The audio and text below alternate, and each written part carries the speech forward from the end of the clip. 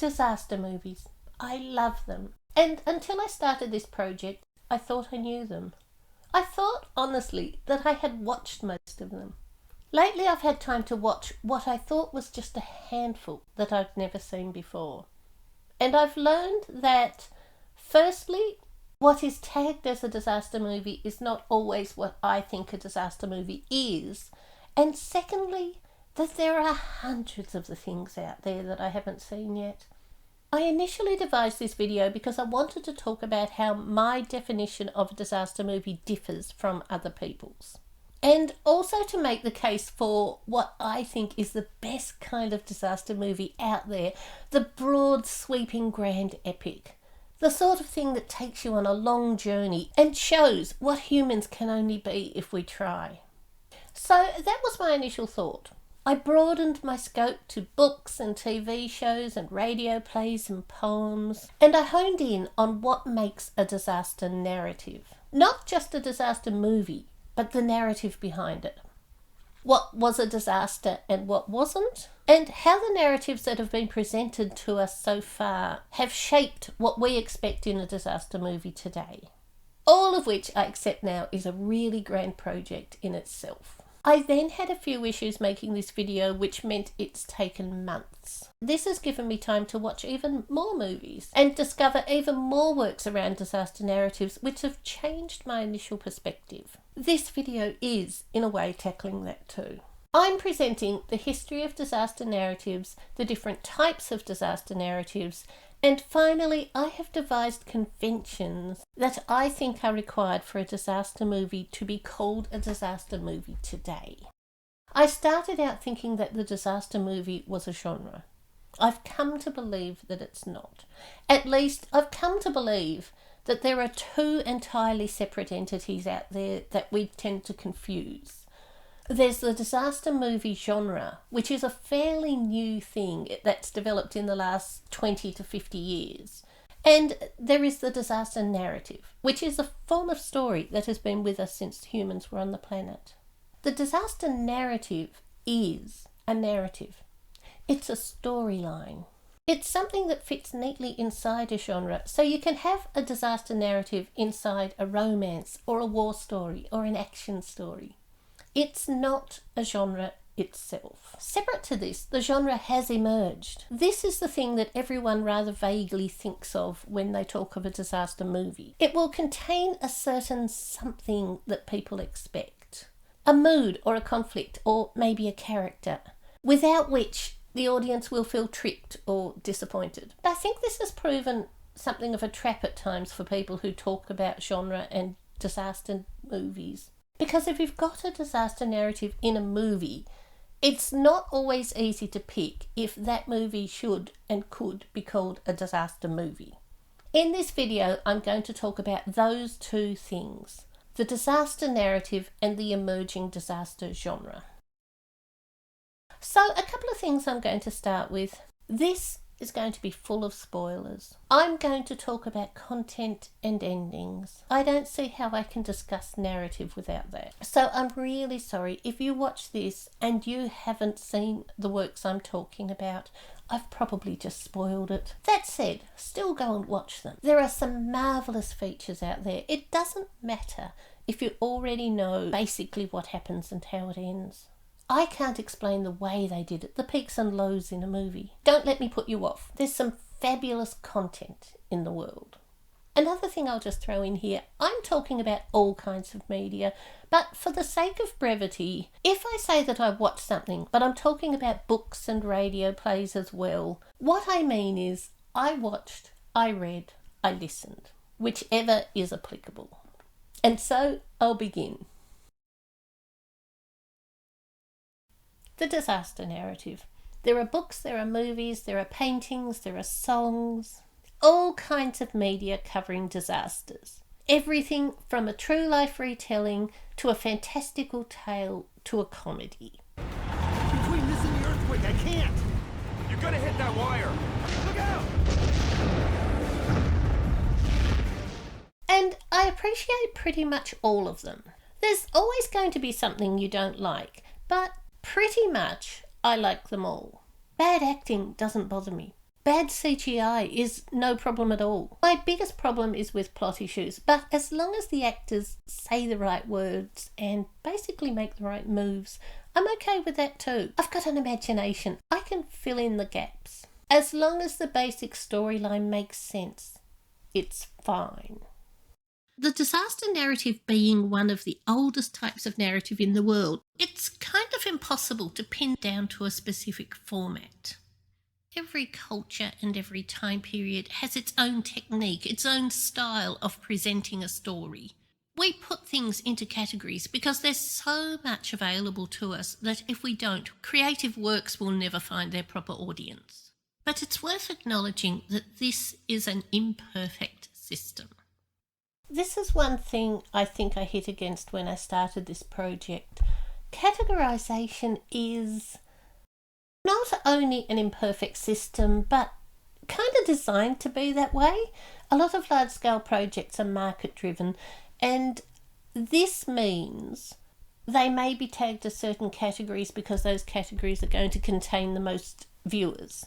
It might be nothing to do with what is in that movie and what that movie is about. It might just be a streaming company wants to attach the maximum number of tags possible so that the maximum number of viewers will go and look at that work. I'm certainly aware that this happens, but at the same time, I think there are circumstances where it is perfectly valid to use a more rigid categorization system. Reviews, for instance, and placing a product on a physical shelf. And of course, the inclusion or exclusion of a work for the purposes of research. One thing that drove me to this project was the number of movies I found. Great movies. I'm not criticising those movies in themselves, but the number of movies I found when I searched for a disaster movie that weren't.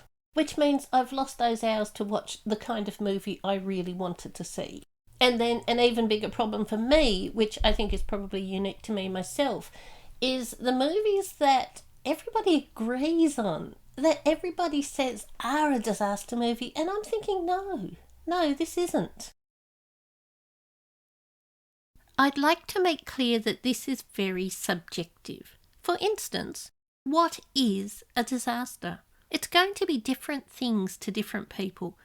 If you spill sauce on your good shirt on your way to a job interview, that is a disaster.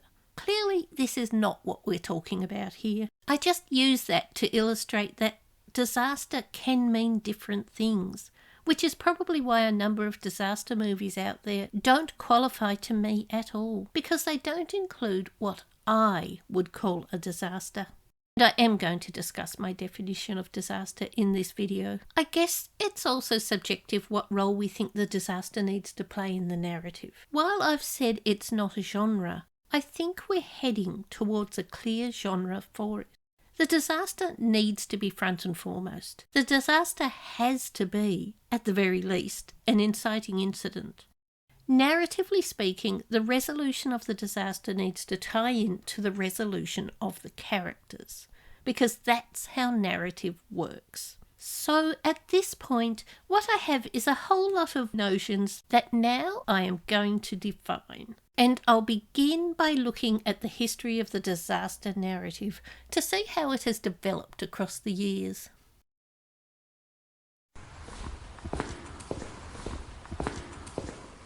My brother, who had already sent his wife and 2 children into Bedfordshire, pressed my going very earnestly, and I had once resolved to comply with his desires, but at that time could get no horse. For though it is true all the people did not go out of the city of London, in a manner all the horses did. There was hardly a horse to be bought or hired in the whole city for some weeks. The cloud which had scattered so deep a murkiness over the day had now settled into a solid and impenetrable mass. It resembled less even the thickest gloom of a night in the open air than the close and blind darkness of some narrow room. But in proportion as the blackness gathered, did the lightnings around Vesuvius increase in their vivid and scorching glare. Nor was their horrible beauty confined to the usual hues of fire. No rainbow ever rivalled their various and prodigal dyes.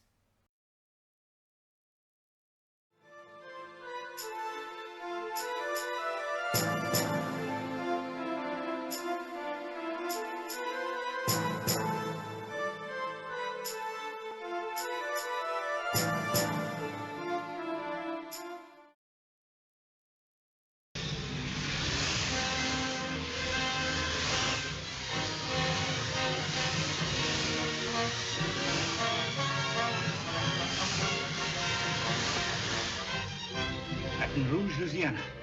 Louisiana's sinking. Gulf of Mexico flooding entire state. New Orleans wiped out. Gentlemen, I'm afraid there's no escape. There are reports of even more serious outbreaks, particularly in Liverpool, Manchester, and Leeds. In the case of Leeds, official contact has been lost. In view of the disturbances, there is some danger that the country might lapse into anarchy. A1 closed, except to military vehicles, sir. What's the reason, Sergeant? Some sort of trouble in Leeds, sir. Where is it you were wanting to get to? Well, we live in Westmoreland. I shall backtrack onto the York Road if I were you. You cut off just before Selby. You can get into Tadcaster that way. I wouldn't go near Leeds at all, sir. Thank you, Sergeant.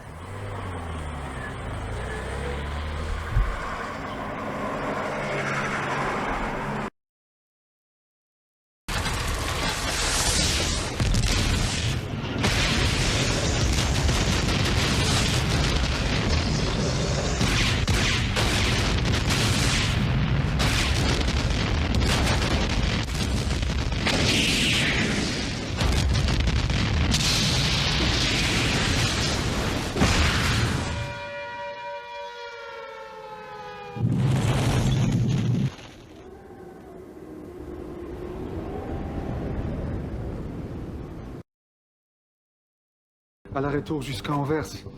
Ça sera serré, mais c'est notre meilleure option. Ousmane, tu peux nous conduire? Bien sûr. Attends, mais qui va m'aider avec la nourriture? Je peux aller avec Ousmane, et toi tu peux aider Inès, et puis te reposer un peu. D'accord. Mais d'abord, tu peux aider Ousmane à trouver un camion-citerne? Ok, allons-y. Bon allez, il nous reste 4 heures avant le lever du soleil, on doit y aller. Non, faut qu'on soit de retour dans 2 heures. On va devoir préparer l'avion. Horst, on n'attendra personne.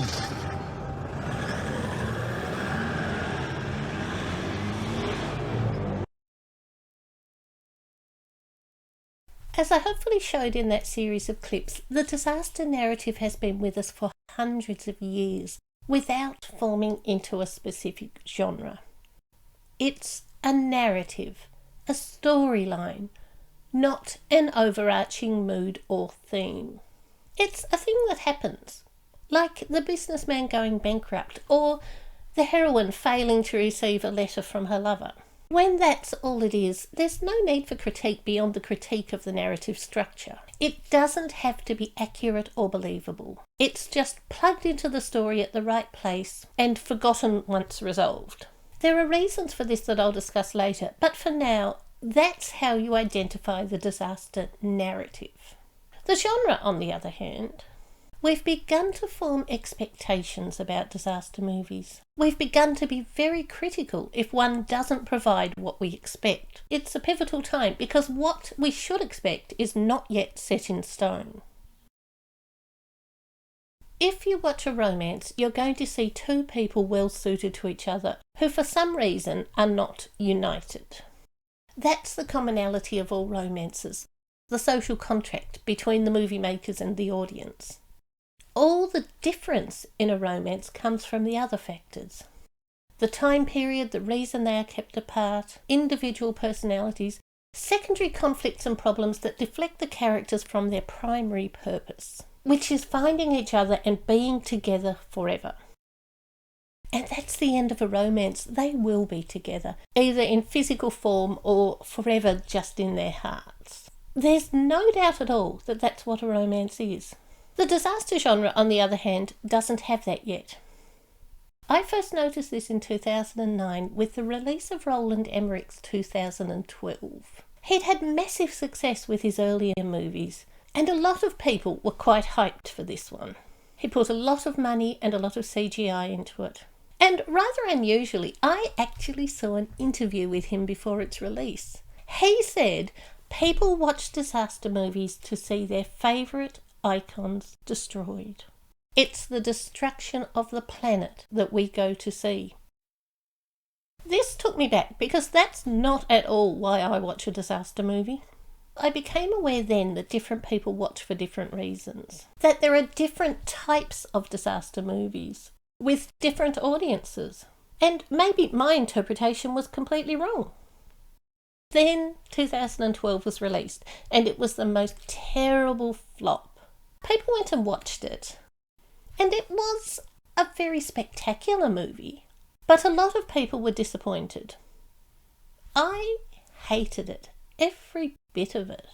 I watched the whole thing, I think, the year that it came out. I bought the DVD and watched it that way, not in the cinema, and then I didn't look at it again for maybe 10 years. When I came back to it after all that time, I kind of knew what to expect, and I could appreciate the CGI. I should have liked it. I should have. It had all the elements. But I didn't. Something really fundamental was missing. That really probably was the catalyst for this project. Somewhere in the back of my mind, I was thinking, what happened there? How did Roland Emmerich's vision for a disaster movie differ so greatly from mine? And, as it turns out, so greatly from so many other people's. Since then, when I watch movies and read books and such, that's when I started to pay attention to what was in a movie and what was in a book and what was in a TV show to see if there was any pattern to it, because I love patterns. It didn't take me long to figure it out. 2012 was all about selfishness. Humanity started fighting against itself rather than banding together to survive. If I want to see that happen, I don't need to go to a movie for it. I want a movie to show how people put aside their differences. I don't know, but I think that was everyone else's problem too. I think many viewers want to see people give up materialistic goals in order to survive as a group. So, with this thought in my head, I made a big list. The works I like and those I don't. I read reviews. I talked to people. And I learned just how many different things people mean when they use the same words. This was my first big obstacle. Agreement depends on the parties meaning the same thing when they use the same words. So I turned to the dictionary and worked out what I meant by each word. Disaster narratives can be romances, action adventures, detective stories, societal warnings, religious evangelism, comedies. They can even be travel porn. Some aim to amuse the viewer, others to unsettle them. They can be fiction or non-fiction, set in any time or place or planet. The only true requirement is that there's a disaster and a community's way of life may be destroyed by it. That's the broadest of broad strokes and a good place to start. A disaster at its core is any adverse event, one that causes harm and upset. This is one element that I see as leading to a mislabeling of disaster movies. In a disaster narrative, just how big does that disaster have to be? Every narrative in existence is going to involve some sort of conflict, and maybe every conflict could be considered a disaster. In a disaster movie, a specific type of disaster is involved, a disaster against humanity. How many people need to be involved for it to be humanity? 100? 500? 1,000? The population of the entire world? I think this is a sticking point for me. I think my size requirement might be much bigger than other people's. Now to look at my list. This is a chart of spoilers. Everything in here, whether it's the end, the type of story, all the things that give suspense in a disaster movie, I've just laid out on the screen. It was important in this list to keep to material that I know quite well. At least to know well enough to know if it belongs in my project or not. Some I've watched over and over across the years.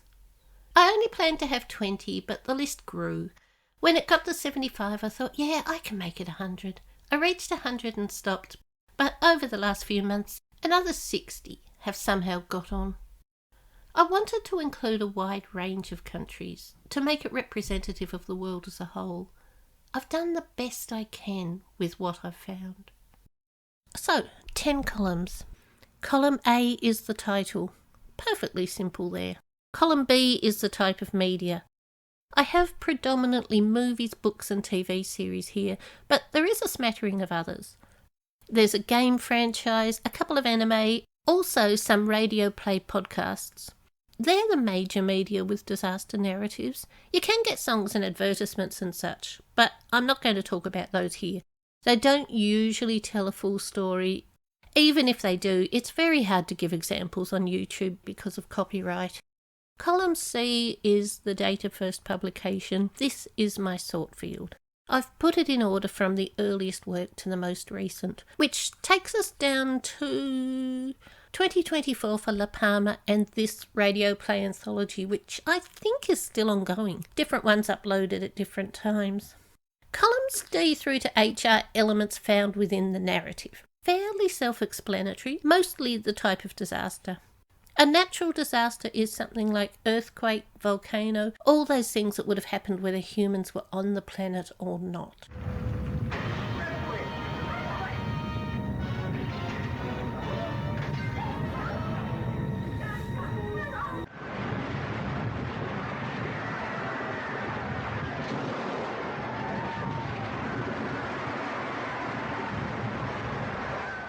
Caused by humankind. This is self-explanatory as well. This is any disaster that is caused by people, with a couple of exclusions, because clearly military and nuclear should belong in here too. But there's such a proliferation of works on those two topics that they deserve their own category. This one is a catch-all for all the rest. In here we've got negligence causing dam failures, poison gases that get released into the atmosphere and destroy the whole world, rockets sent up into space that accidentally hit a meteor and deflects it towards the Earth instead of away. There's a whole range of things. And in here I also include climate change disasters caused by human pollution.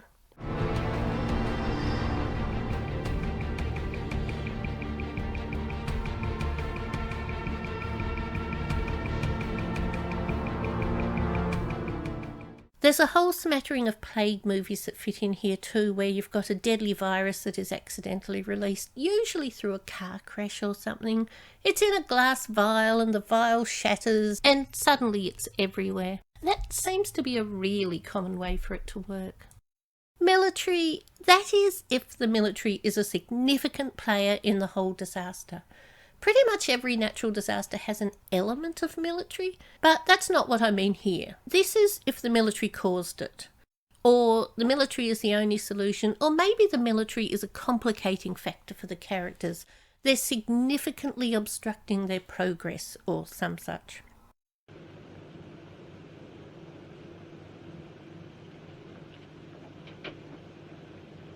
Nuclear.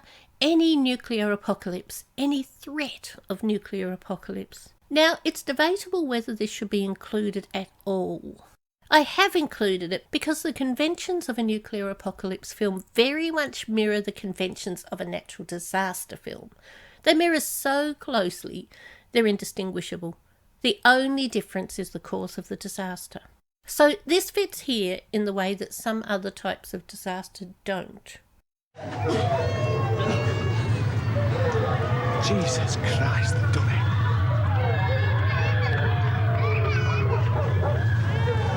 They've done it. There are also entire movies premised on the threat of nuclear disaster, where the disaster is avoided at the end. I've included those too if other conditions are met. And external, this is threats originating from outside the planet.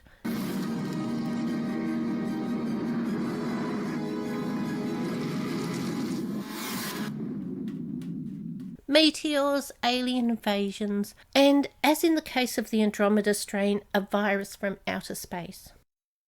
Some categories can be found a few times in the same narrative. I found nuclear and military quite often together. There's only one work I've found that contains nearly all the elements, the Japanese 1980 movie Day of Resurrection, which aired in the United States as Virus. That one quite beautifully incorporates 4 types of disaster. Hope or despair, the outcome of the movie. Humanity overcomes the disaster or it doesn't. Green for hope, black for despair. If it's black, it means all humans died, or the planet has been destroyed, or humans are surviving but they're pretty clearly going to die out in the next few decades, or maybe they'll hang on, but they're back to cavemen days. I've got a few greys through here too, which are either it's an ongoing series and we don't know the outcome yet, or the movie left it a bit vague, which is a cool way to do it, I think, or I disagreed with the ending. It's an ending of hope, but there's only 26 people left on the planet, not a viable basis for restarting humanity. They're presenting it as hope, but I can't bring myself to put it in as hope, so I've made it grey. To be clear, this is not an ending scenario which leaves scope for undiscovered pockets of survivors across the world. I've made it grey where it's a hope ending, but we know that no life could exist, for instance, outside of this specific valley. And there are more greys than I expected. So, the final column that I have here is a country of origin, which I was just curious. I got this far and started sorting in different ways, and I started seeing patterns, as in what type of disaster was most popular in what decades, which was fascinating. So I added this column to see if new and even more exciting patterns might come to light. This is clearly not conclusive because I've hardly got any from, say, the 40s and early 50s. To really draw conclusions, I would have to have, I think, at least one work from each year. But all the same, with the ones that I have got, some interesting patterns have emerged. Although in these earlier ones, there's kind of a pattern of me in an English-speaking country has best access to English-speaking works. I would love to get hold of more early works in non-English-speaking countries. For the Western world at least, in the early 20th century, the United States was clearly leading the field for movies, and England was leading the field when it came to novels. But I expect France had some good stuff too. I'd love to find more material from there. Moving on to more recent years, we start getting Australian and New Zealand, Canadian as well, Japan, South Korea, Norway and Denmark, the Scandinavian countries, made a bit of a showing down here. One from Nigeria, a phenomenal movie, love that movie. I'd really like to see more from that continent. Then we get some from East Europe, Belgium, Germany, Poland, Turkey, Russia, a few others popping in, Thailand, China. A fantastic bunch of movies, and so interesting to see how different countries are structured, how their governmental systems can get involved in disaster management. Also pretty sure Russia had some good movies from the 1950s. I'll add them in here when I find them, but because I need to have watched them first for this project, I couldn't put anything else in now. In my research, I came across a quote by academic Jörg Schweinitz. He's German. I don't speak German, so I've probably butchered that name. He's a professor of film theory at the University of Zurich. I only have a translated copy of his work. I hope it's accurate enough. He said, "Scholars have become increasingly aware of the general problematic of genre definition, and as a result have realised the futility of attempting to freeze genre into a fixed structural order with definite types and categories." He is so right. Not only scholars have become aware of this, it's an issue for budding authors and marketing people and bookshop owners. Pretty much anyone involved in getting creative works to customers. You can't freeze genre into a fixed structural order. It just doesn't work that way. Art consumption doesn't work that way, and yet we try. Look at Star Wars. One decade it's science fiction, the next it's space opera, a kind of sci-fi second cousin. Then it's speculative fiction. Now, with all the spin-offs, it's returning to sci-fi again. What was a clear-cut definition one day, if there's a spaceship at sci-fi, is now a mash of genres with the potential to fall short of every purchaser's expectations. Now, Jörg Schweinitz, or however it's pronounced, is suggesting that it can't be done, and more, I think, that it shouldn't be attempted. I kind of agree with him, but for the sake of locating and accessing the work I like, I do need to have a go. That's what I'm doing here. I think the crucial word in this quote is rigid. I'm going to come up with a set of traits that I think have to be included in a disaster narrative. There are no specific tropes. There is no specific storyline. There can be no precise format. I do, however, think there can be like a general wishy-washy, shadowy sphere of criteria that will work. Categories are things like war, action, and monsters, and conventions are subplots that you might see throughout the disaster. Things like the story shows a cross-section of society. Someone will predict the disaster but be ignored. The story is about mankind's attempts to thwart the disaster. A romance will blossom throughout the tale. There will be bodies. Now, these are just sample conventions that I've found across the internet. Things that different people over the years have suggested as applying to this field. I had to make a decision as to whether I believed they were correct or not. Here's one example, The Lord of the Rings. Is that a disaster movie? There's certainly a destructive force, and a society fighting against it to defend their way of life. It should fit, right? This is another example of how personal our relationship to genre is. Some people might think it belongs.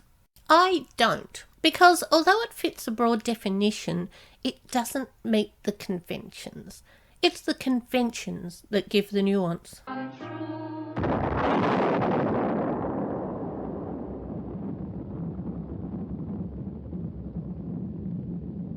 Ready?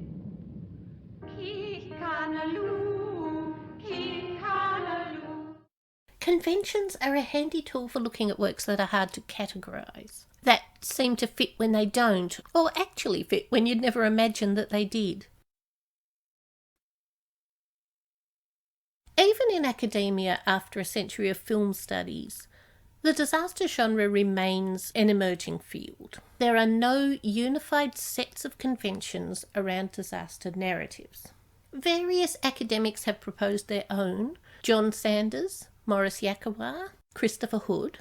Now, I'm not rich, and most academic material is in paywall databases. Just one article costs half my weekly grocery budget. So I was severely restricted in what formal studies I could access here, which is a shame in one way, because I'd prefer to assess the existing hive mind rather than reinvent the wheel. Plus, academics don't get nearly enough social credit for the amazing work they do. I'd have liked to see what they said. In another way, it's nice to come at a subject fresh and uninfluenced. So it's okay. I got to do my own thinking before I compared my conclusions with the works that I could access. Of those works, I agreed with some suggestions, but not all. This is partly because the earlier work in the field has become dated in some areas, also because the later scholars restricted their studies in ways that I am not. It makes sense. To study anything rigorously, you have to limit your field of operations somehow. But none of these take my approach. I'm not an academic, I'm a viewer. A logical viewer, I'd like to think, and one that thinks about the art that I consume. But that's the fundamental difference right there. I'm not out to see how these strange other people, the viewers, are interacting with the work.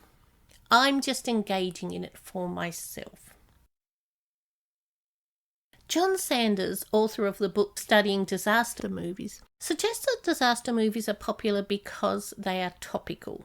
We live in an era of frequent disasters, and access to real-time footage brings them very close. I spent a bit of time looking into this.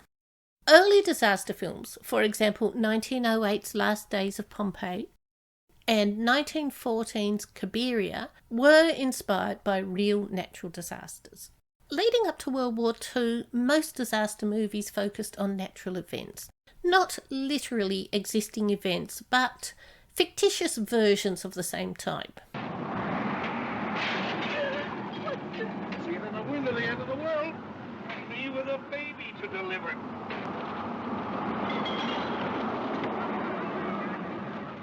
Then, after Hiroshima and Nagasaki in World War II, a spate of nuclear holocaust movies appeared.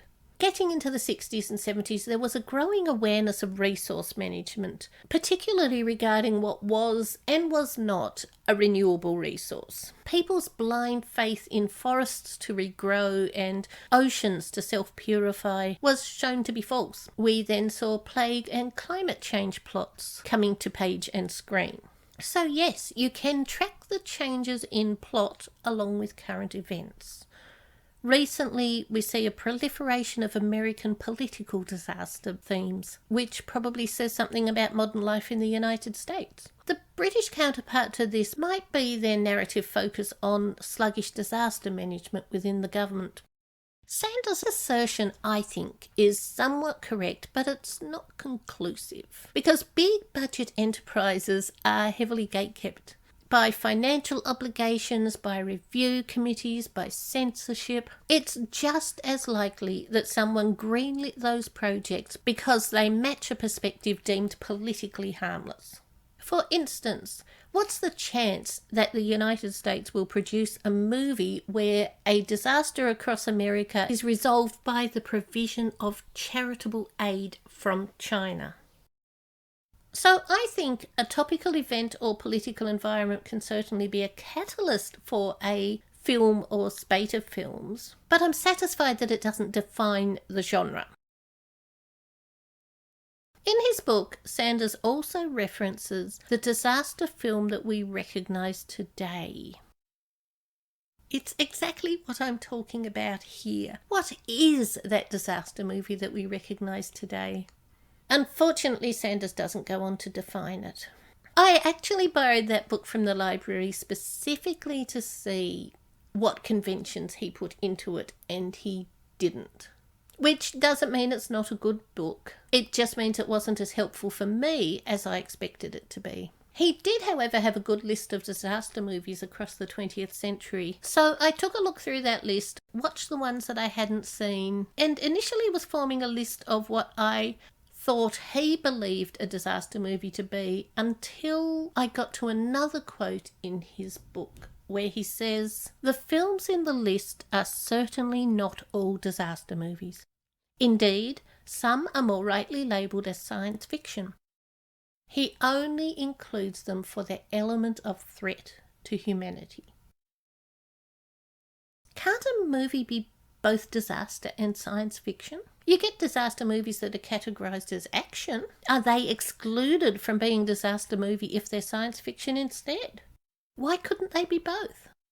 To reiterate, a disaster narrative fits inside of any genre. When Sanders wrote his book, that distinction may have been apparent to him, but if so, he said nothing about it. Those works that are perhaps more rightly labelled as science fiction are science fiction movies containing a disaster narrative. Perhaps.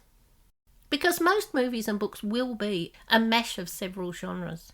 The trick is to figure out which genre is inherent to the theme and which isn't.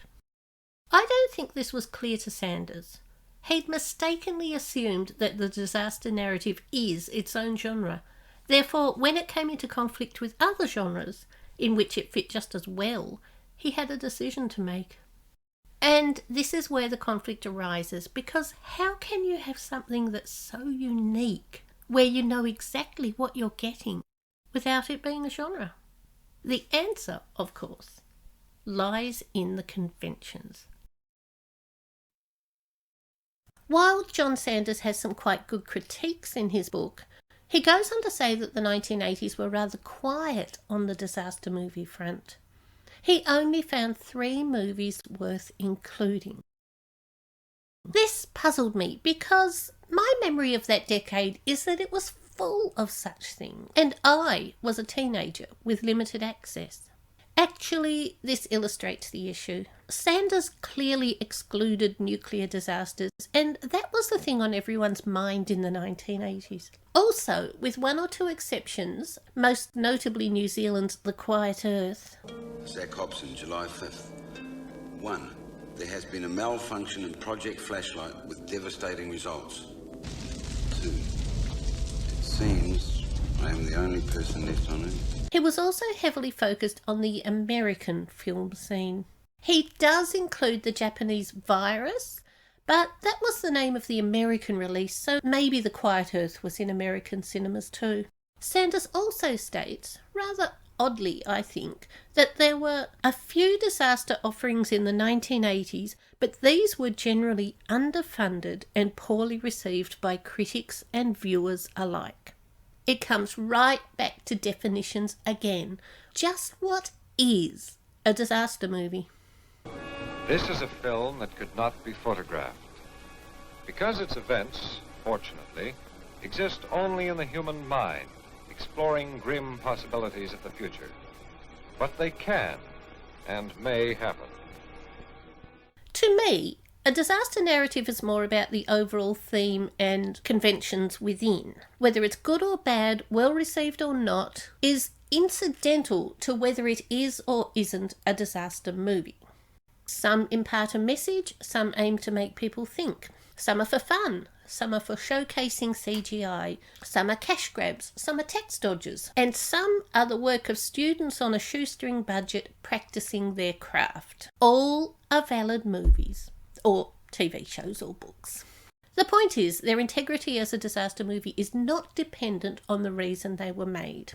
This, of course, is the case for every creative endeavour on the planet. But it's worth saying because disaster creations run the gamut from absolute epic best to absolute worst. It ranges from the homemade short film to the big budget blockbuster.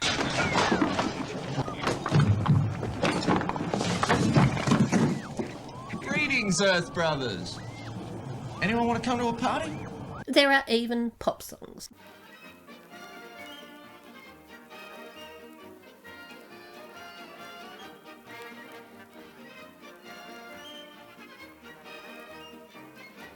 As long as they meet some predetermined set of standards and conventions, they have a place in the disaster genre.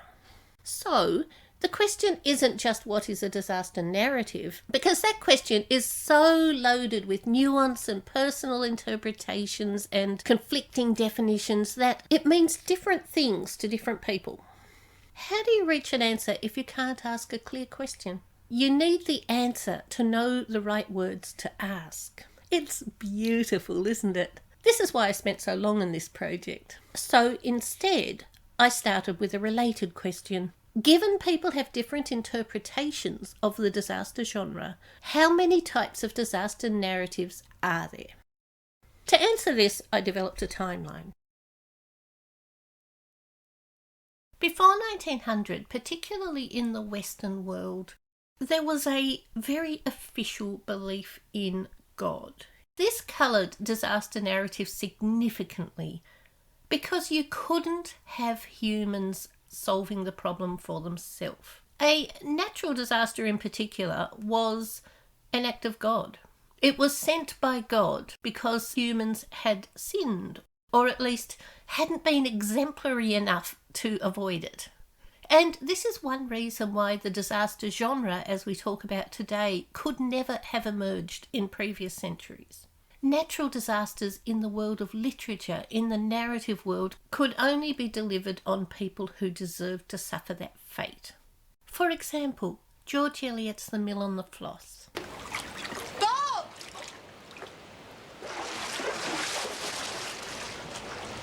Oh my God, the mill.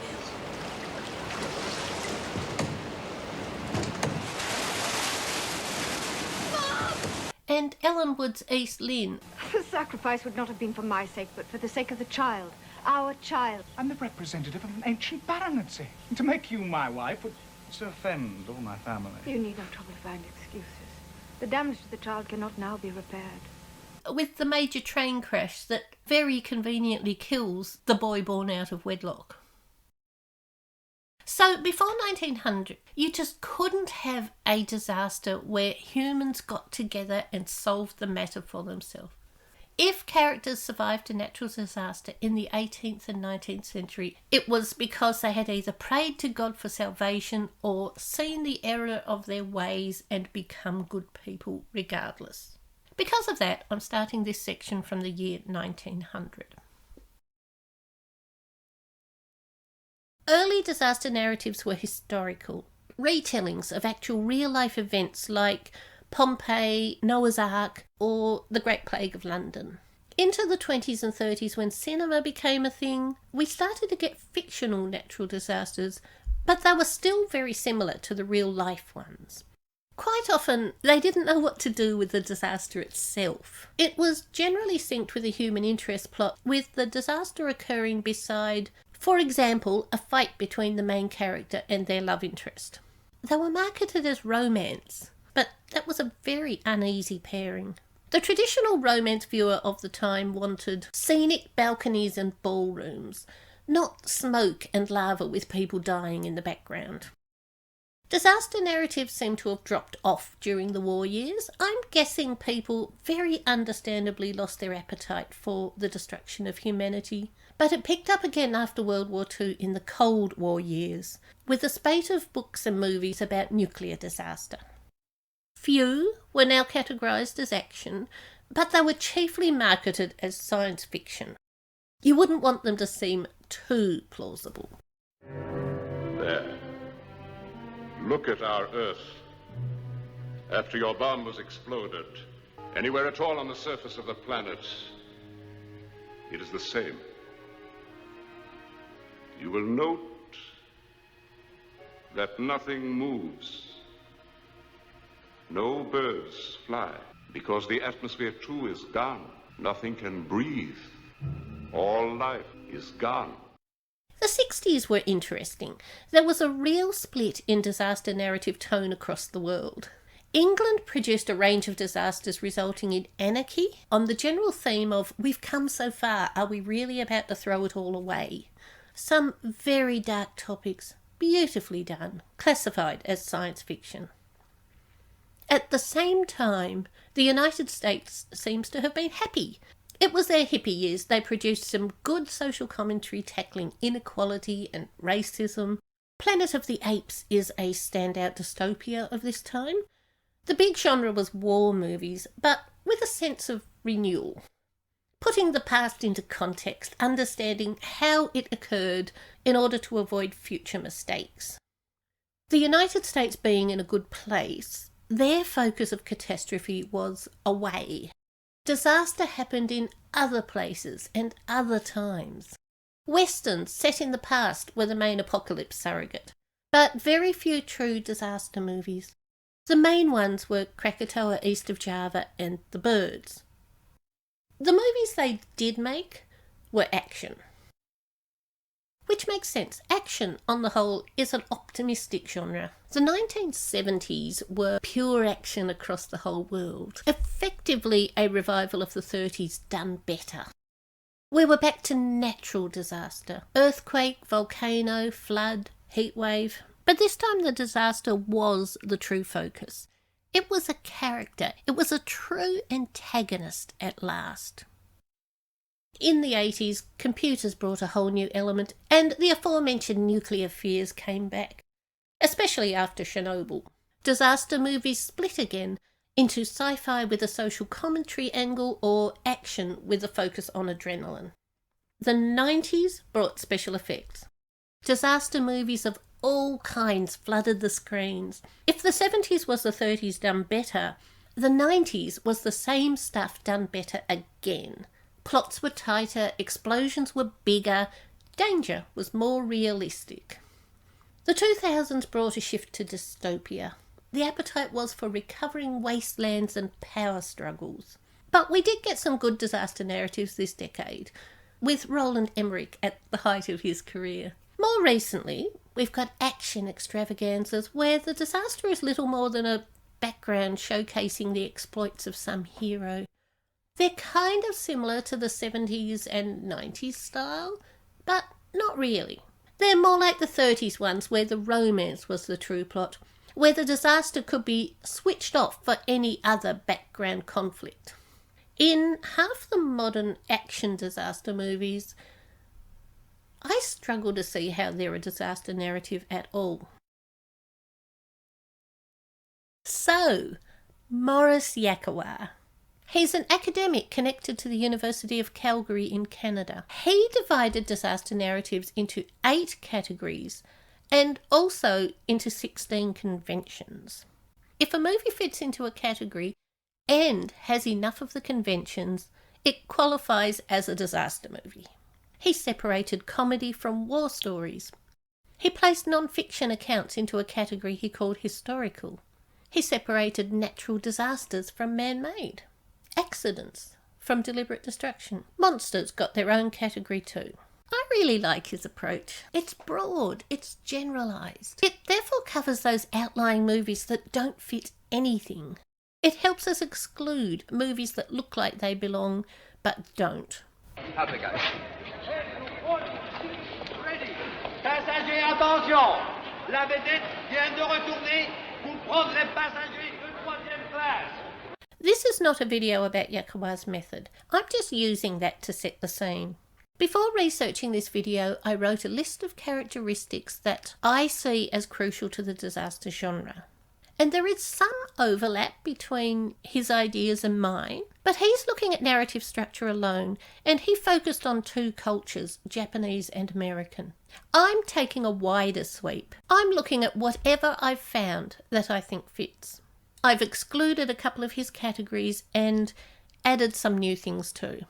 Which is not to say that I think I can do better than the academics in this field, just that things keep changing. Now, Yakawa's work on this topic was published in 2012, but I've heard the research took place a decade or two earlier.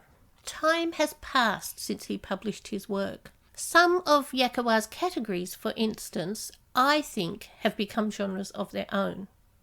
So, given I have my own list of categories, and I like what Yakawa did, but I think it's changed a bit, I developed my own set of disaster conventions based on my own viewing experience. The big question again, what is the disaster genre?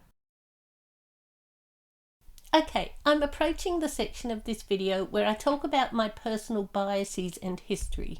The aspects that led me to the type of disaster narrative that I love most. So this is a good time to discuss history in general. I could easily make an hour-long video on this topic too, but I'll keep it brief. History is a genre. Historical is one of Yakawa's categories, but I think it's become its own thing. Disaster documentaries are a disaster narrative that belong in the field of history. I really don't like disaster documentaries, which is odd because history is one of my favourite things, and I read and watch a lot of it. But for some reason, I have a lot of trouble with the way documentaries talk about disasters. I do strongly support personal accounts told voluntarily by an involved person at their own pace.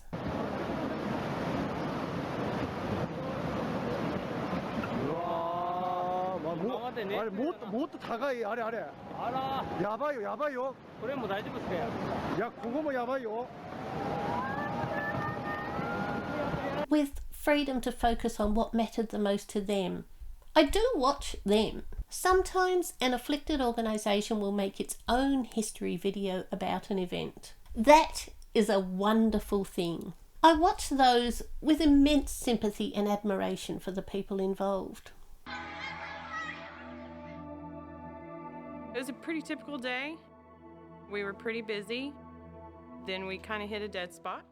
What I don't like are the slick productions sensationalising personal tragedy as a cash grab. A third-party production might perhaps bring nuance to a topic after good research and thoughtful analysis. They might highlight factors that can be mitigated in the future. But those productions are the unicorns of the field. That's the briefest of the brief. I just wanted to cover that before I moved on. Now I will provide my own personal history. Why is Dawn of the Dead not a disaster movie to me, but Train to Busan is? Why did I hate 2012, but loved Krakatoa East of Java? Why have I watched these final hours maybe 10 times, but it took several attempts at the narratively similar How It Ends before I finished it even once? How It Ends is not well written, I don't think, and I found the acting a bit uninspired. But I'm perfectly happy with several other films just as bad or worse, so there's got to be something else in there. This is what I brought to my analysis. Questions and opinions, all of which are personal. So to properly explain my position, I think it's important to include my background. Just a few crucially relevant points that informed my decisions. I was a child in the 1970s and 80s in rural Tasmania, the southernmost state of Australia. Where I lived, the forests were dense and the rains were heavy. They are the constants of that world. At least they're the things I remember. They're the things that never change. Forests and rain, except in summer when everything dried out. That meant I grew up knowing bushfires and floods. My father was on the municipal council, therefore he was involved in disaster management. They held late-night meetings in our house. I remember a night when the rivers broke their banks. I was 7 years old and I watched them gathered over a large map in the lounge room working out which roads to close, which to keep open to let emergency vehicles through, and where to set up emergency shelters for evacuated residents. These days the police do most of that, but in rural Tasmania in the 70s, the police were just as likely to get caught on the wrong side of the danger. You had to be ready. You had to be prepared. You had to know danger could come without warning, and you had to know what to do if it did. Their plans always worked. In those days, most townsfolk were 6th or 7th generation residents. They knew every gully and rivulet. They knew where the water flowed, which direction the wind went. We townspeople dealt with our troubles, picked up the pieces, and just carried on, again and again. In some ways, it was a marvellous life education. We knew how to survive. Maybe that's why I gravitated to the disaster genre. It's realism to me. As children, we were just told to stay out of the way. They were busy. They were doing something really important. We could watch, we could listen, but we could not interrupt. Watching disaster movies was a chance to analyse the impact nature has on one when it's out of control. Because that impact is huge. Nothing makes one feel so small as nature doing its own thing, oblivious to the humans in its path. That's one part of my lifelong interest in the disaster genre. I took that experience into my viewing and reading. I know what a disaster feels like, and I know if that narrative is realistic or not.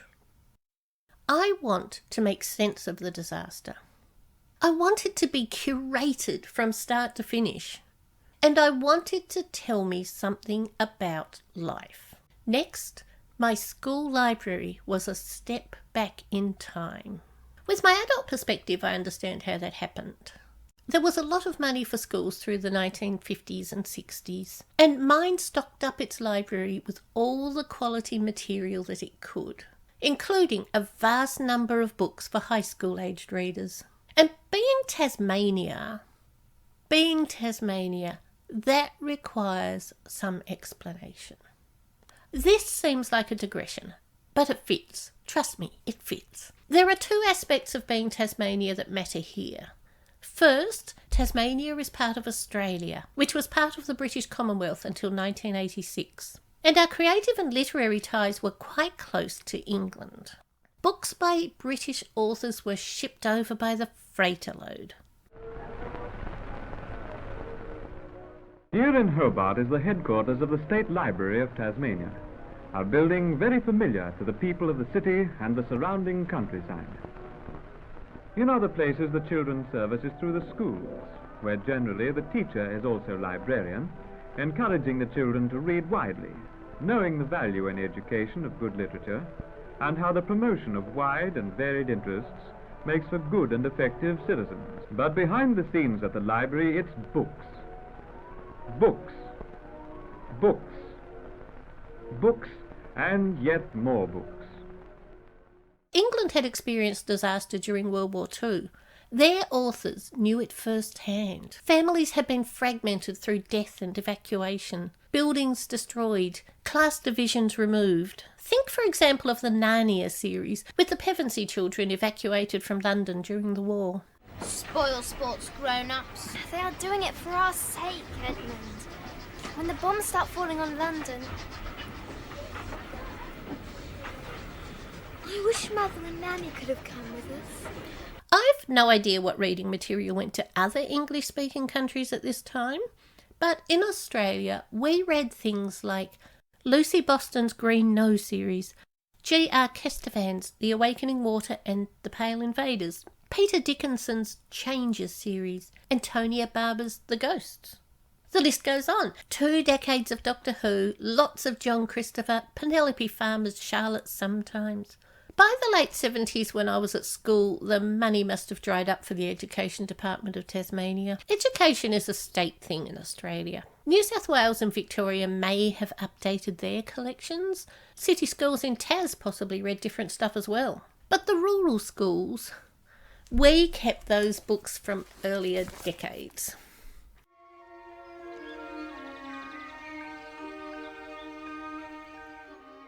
Running through all of those books, and a multitude of others of the time, was a sadness, a nostalgia for a past now gone.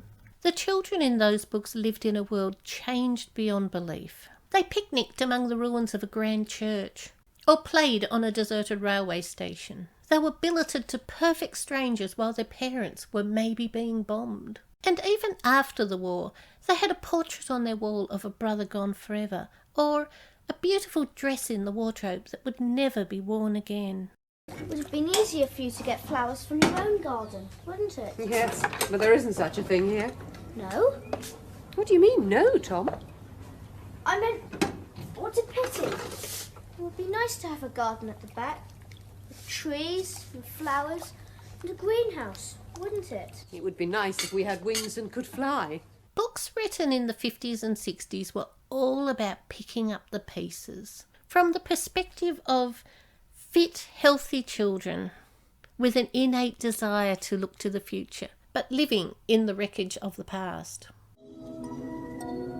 Hey, little furry girl, what's wrong? I can't get home.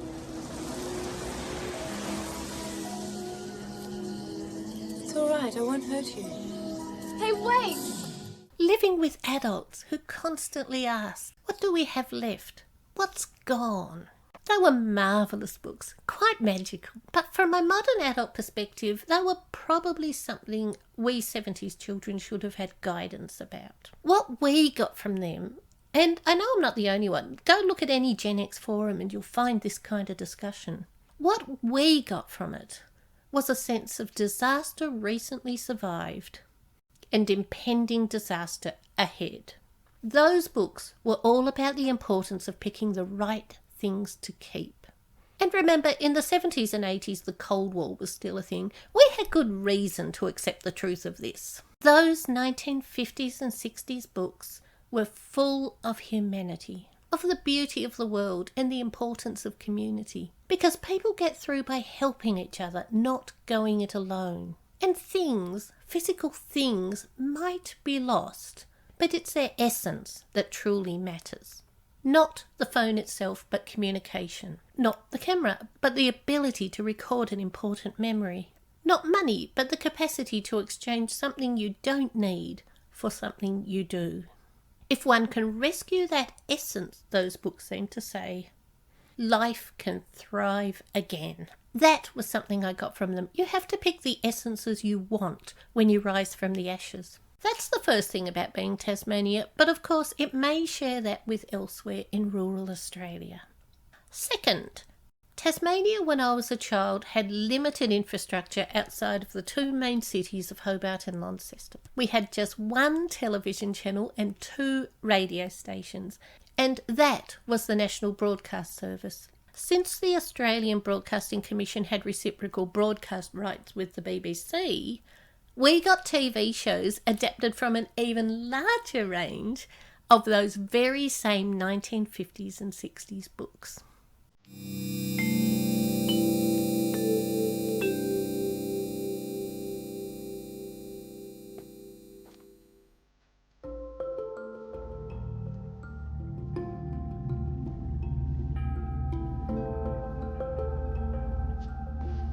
Shows like Moon Stallion, The Children of the Stones, Come Back Lucy, The Children of Fire Mountain, The Secret Garden. The point is, those tons of shows were also about loss and revival, which I guess was the big theme in England up until Margaret Thatcher's time. Like, literarily speaking. They were messages of hope with a touch of wistfulness. And I took much the same message from those early decades of disaster movies. So that becomes part of my definition. A disaster narrative is a fight for survival by an individual or a group of individuals against a powerful destructive force with a view to saving not only their own life but retaining what makes life worth living. That might be represented by a child's favourite toy, or the knowledge that you left nobody behind, or the courage to move forward despite destruction all around. In a disaster, people can see with much greater clarity what is truly important. There would be very few rural Australians who haven't experienced a natural disaster. I saw them as a child, I saw them as an adult living in a different state. They are a truly unifying event. In the aftermath, a town is more like one big family, and so is a street in a stricken suburb. People forget their differences so fast. That is equalising. Each survivor has something unique to contribute when the dust settles. And I say all that because it's definitely a part of what I look for in a disaster movie. Okay, conventions as created by me. Earlier, I gave broad strokes for a definition.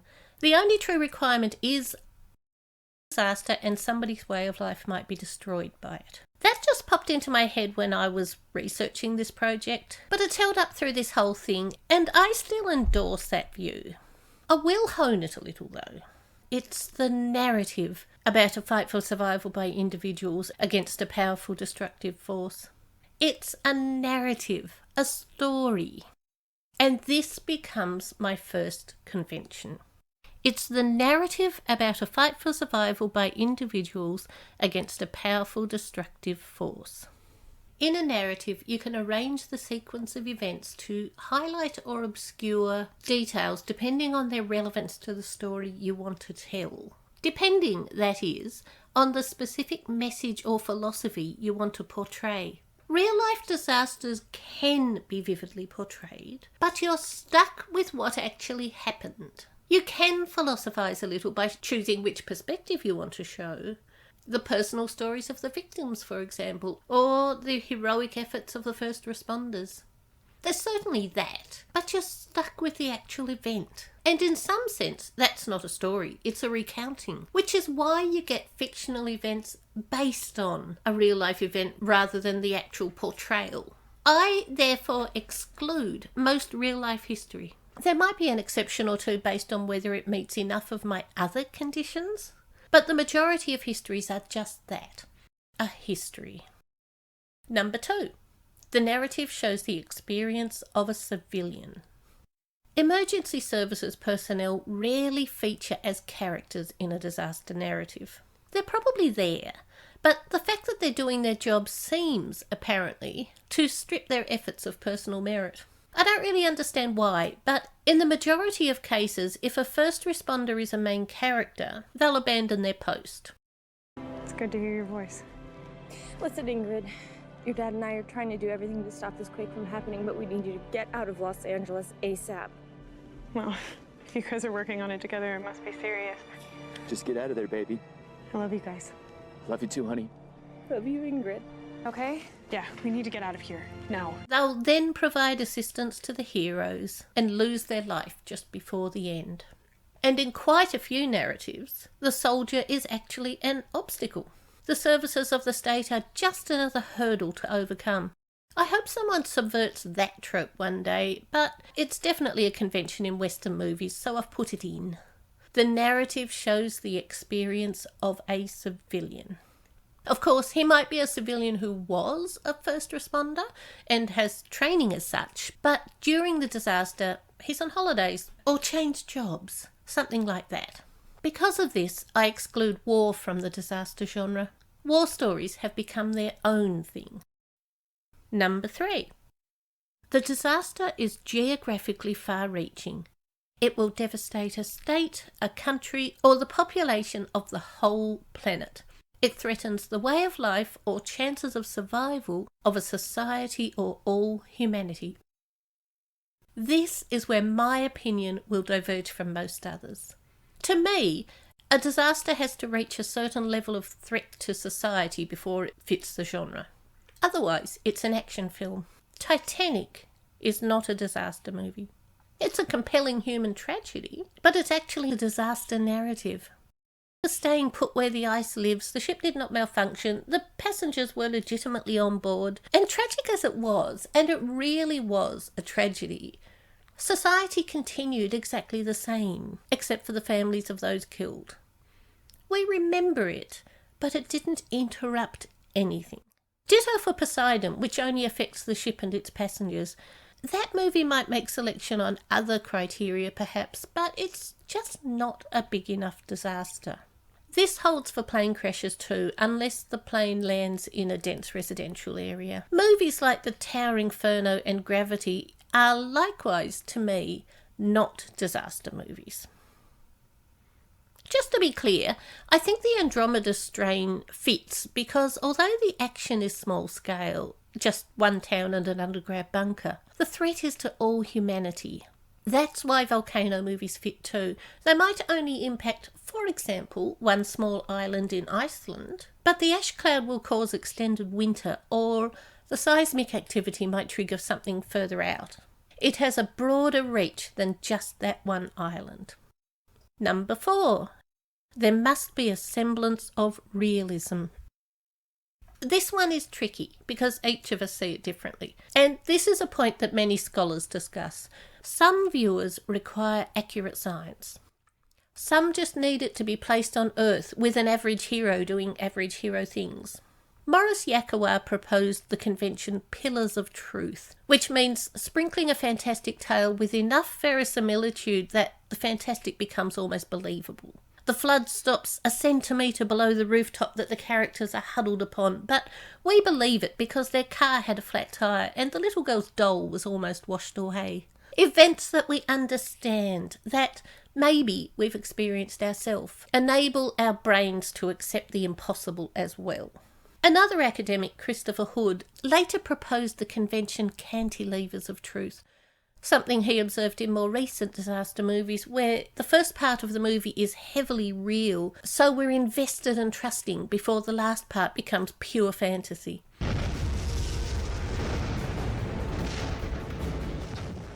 I've seen both in disaster movies, and I agree with them. There has to be an element of realism. This is what stops Lord of the Rings from being a disaster movie. It's not our world. It's not a culture showing our present values and government system and personal obstacles to overcome. I exclude the general run of zombie apocalypses on these grounds too, and movies like Godzilla. There's just not enough realism. Movies might qualify on other grounds, but they'd need those other elements to be quite strong. With all the license in the world, no zombie apocalypse follows even the vaguest parameters of a real outbreak. Somebody, I think Yakawa, but actually it could have been John Sanders, sees it as a disaster convention that it's set in the contemporary world. That might be so, but in my massive list of disaster narratives, I've included a few exceptions. I will say, though, that if it's a different time, contemporary verisimilitude must be established some other way. It takes way too long to explain what a character stands to lose. The viewer has to intuitively understand the loss. So maybe they're aliens, but there has to be a love affair. They're cavemen, but it has to be a cave that's been in the family for generations. Or a child at great risk. Something that we still recognise today. Number 5. A range of characters present a cross-section of society. Everyone out there includes this one. So do I, and I did even before I looked at other people's lists. The characters, being a cross-section of society, therefore represent aspects of society. It then becomes a critique or analysis of human civilization. There's a standard range of characters in any disaster scenario. The scientist, the government official, and the ordinary heroic man or woman. Those are pretty much across the board. It's hard to imagine the might of that mountain. When it went up, it spread ash as far as the sea. No, it just sits there, quiet and still, letting off the odd puff of smoke. I wonder for how much longer. If it were a choice of survival between a blind man and a triffid, I know which I'd put my money on. But you're assuming equal intelligence. Oh, no, I'm not. They don't need their intelligence to equal ours. What do you mean? There's also a range of others that are more country-specific. For instance, the homeless man or free-spirited artist, the mechanic or truck driver or handyman. Quite often, there's a foreigner who speaks a different language. There's usually an evil businessman. There's an angsty teenager, generally the son or daughter of the ordinary hero. And if the teenager is female, there'll be her boyfriend, who may or may not be suitable. His fate depends on his suitability. Hang on. All right. You got it, guys?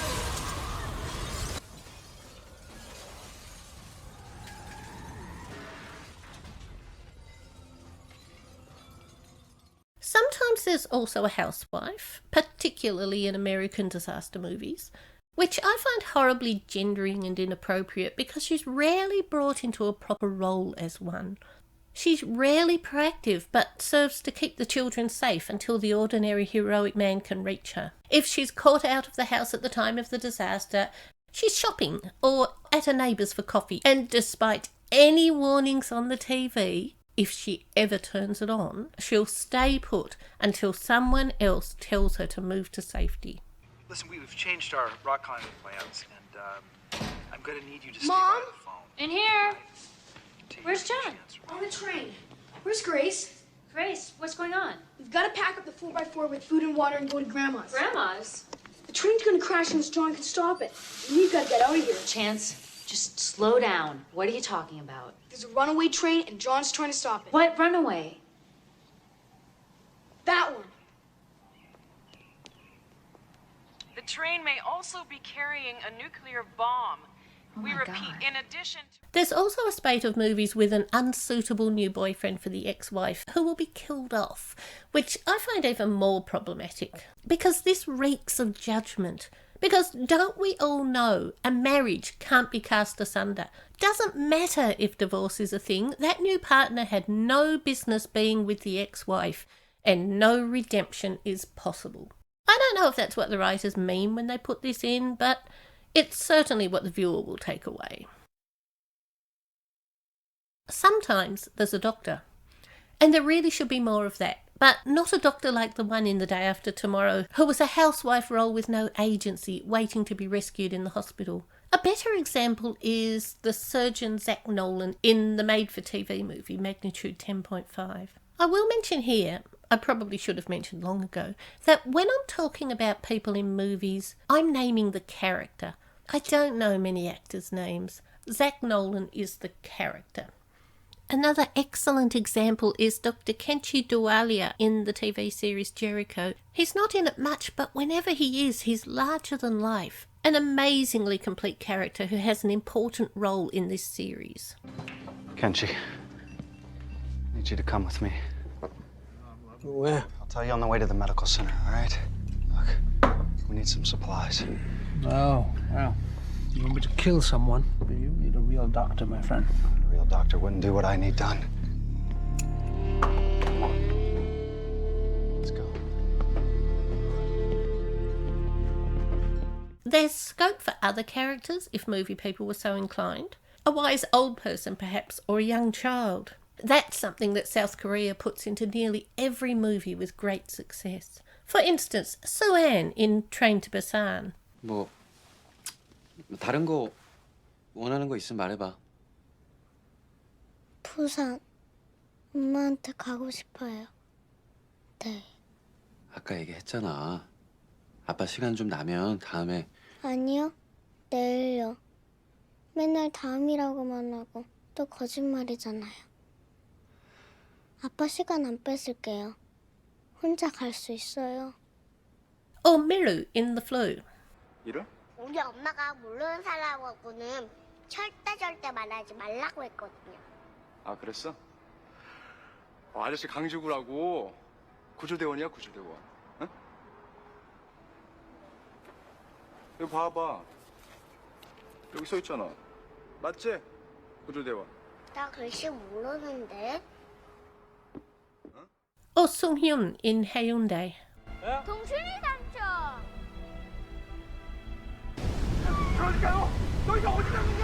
Unlike American children in movies, the South Korean child is a character in their own right, with opinions and contributions to make. They generally teach the adults something with their purity and lack of baggage.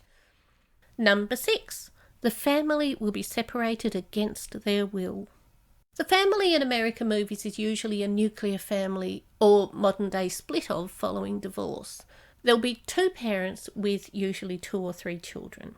There might be a stepfather as well. Stepmothers, on the other hand, are very rare. In South Korean and Japanese movies, at least the majority of the ones I have seen, the family is usually a single parent with 1 child, who still communicates with the other parent, but they are quite often not in it. The scenario remains the same. Things will conspire to separate them, and getting back together becomes the most important thing. There's an obvious plug for the importance of family unity here, or maybe just an overriding desire for the familiar. Either way, it works. It adds tension, everyone can relate, and it's a compelling reason for an otherwise obedient or passive protagonist to face danger alone. Number 7. There will be personal conflicts between the characters until they unite against the disaster. Given they're a cross-section, the characters are analogous for their own part of society. It doesn't matter if the writer didn't mean this, it's just there. A fight between the businessman and the scientist is a fight between the interests of business and science. A homeless man who knows the truth but is blatantly ignored is illustrating how homeless people are deemed valueless, even though they might have skills that society admires. Older movies sometimes had a journalist who could highlight gatekeeping of communication across different parts of society, or maybe just the breakdown between public and private spheres. Older movies also sometimes had a priest or a reverend, representing religion or faith. You will fly over flying over the mountain? C'est la vie. Take me with Father Dun and I have been tolerant of these interruptions. The hospital is finished. If they've not already been blown into the sky, they were directly in the path of the lava flow. No human being could have survived there. No, you don't know that for sure yet. Now, I'm going with you. You have to pass the hospital to get to the crater. Then I can see with my own eyes what I have to see. Well... Whatever the characters, they are a critique of society. Their fate means something. Number 8. There's a moral dilemma. This is kind of inherent to all narratives, but it's a major subplot in a disaster scenario. Some character will have to make a choice between 2 things of great value. Hey, it's enough. He's not here. He's not here. Well then, he must be at Auntie Janice's. Said if we ever got separated, then we should meet there. Right. I need to be with my dad when it happens.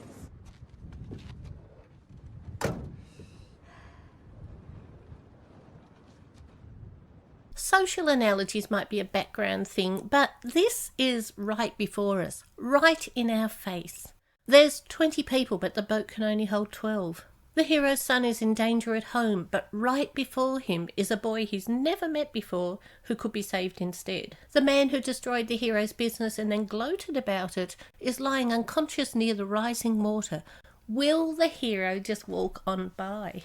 Or the button has to be pressed manually to save humanity, but it's certain death for the hero who stays behind to do it. It's going to be a major subplot. It's going to be quite blatant in the disaster story. Number 9. Things go from good to bad.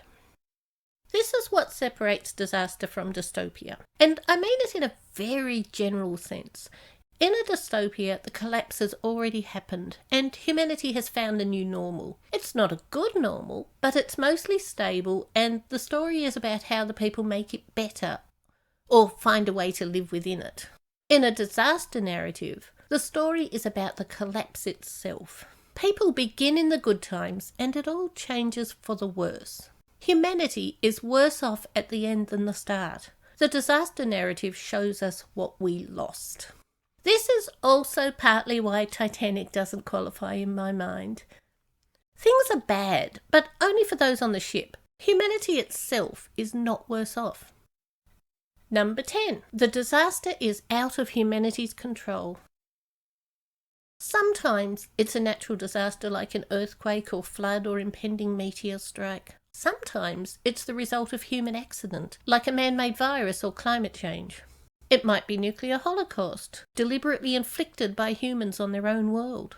Whatever it is, however it started, it's now beyond any one person or team's control. Everyone is scrambling to do whatever they can.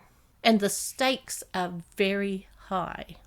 I have news for you. It's already a complete disaster.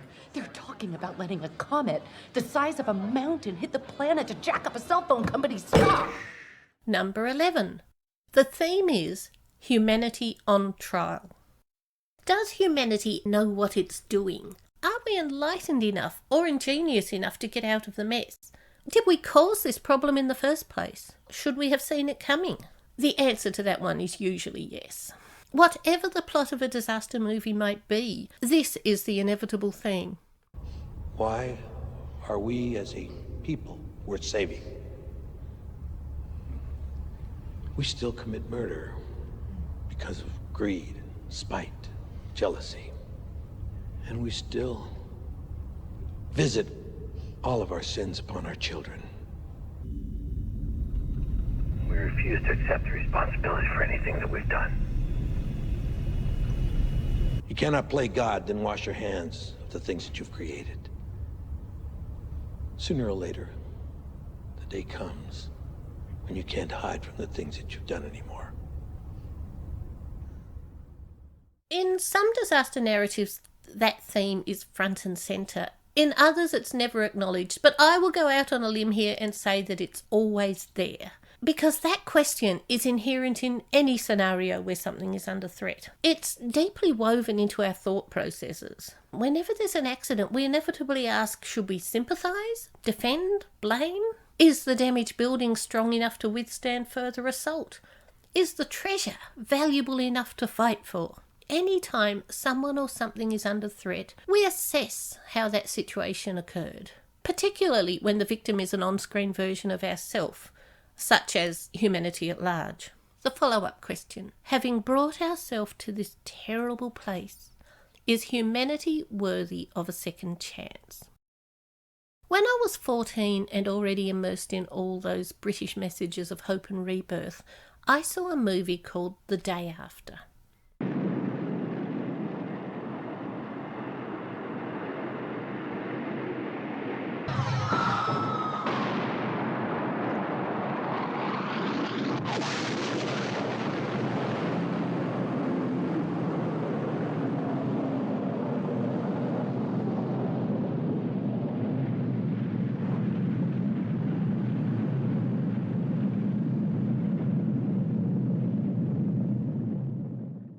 It was on daytime TV during the school holidays, and I was alone when I saw it. Gen X, right, latchkey kid. We watched a lot of TV that we probably shouldn't have. But daytime TV, it should have been all right. I had nightmares for months. It was not a movie for children. It had none of the messages I was used to. It was stark. It was very clear. There was no hope in that movie at all. I was an impressionable child, likely young for my age, and it had a major impact on me. I still loved those children's books and shows, but from then on I analysed other apocalypse presentations to see how the people survived. I read and then watched John Wyndham's Day of the Triffids. Also, The Hitchhiker's Guide to the Galaxy.